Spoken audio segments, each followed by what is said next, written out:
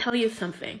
We talk a lot about getting out of freeze mode, but because we don't understand what that is, we go and do it in ways that might actually not be safe. Here's the thing. No one goes into freeze mode because they felt safe or they felt comfortable. So coming out of freeze mode has to be done very slowly and has to be done very mindfully. A little bit demure, I guess, but mostly mindfully. Because here's what freeze is. You have a lot of sympathetic energy, that fight or flight energy, the one that makes you want to beat someone up, that makes you want to yell at someone, the one that makes you want to push back, all of that energy, the one that makes you want to run. That is the sympathetic energy. But then because you didn't get to do it, it was too much maybe. You overwhelmed your nervous system. Maybe there was something that did not allow you to do it.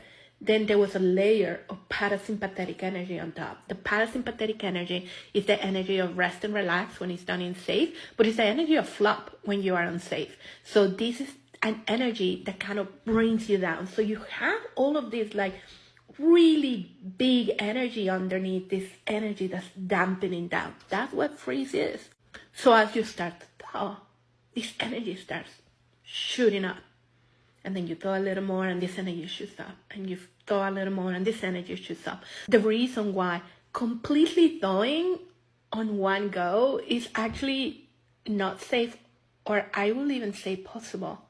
Because you run the risk of re-traumatizing yourself again, because your system will be so overwhelmed with all of the sadness, all of the anger, all of the things that you didn't get to do that were right underneath that freeze energy. So what we do in somatic experiencing is, as we thaw, just a tiny little bit, bring a little bit more presence into the body, into the sensations, into the feeling.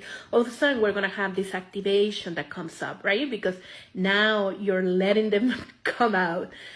And then we let that curve of activation kind of complete.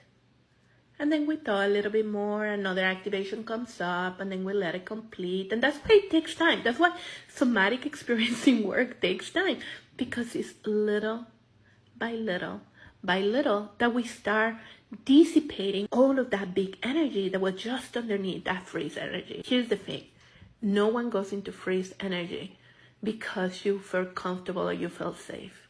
And right underneath all of that freeze energy is all of the tears you didn't get to cry. It's all of the fight you couldn't do. And it's all of the sensations and feelings of not feeling safe in this world that you didn't get to express.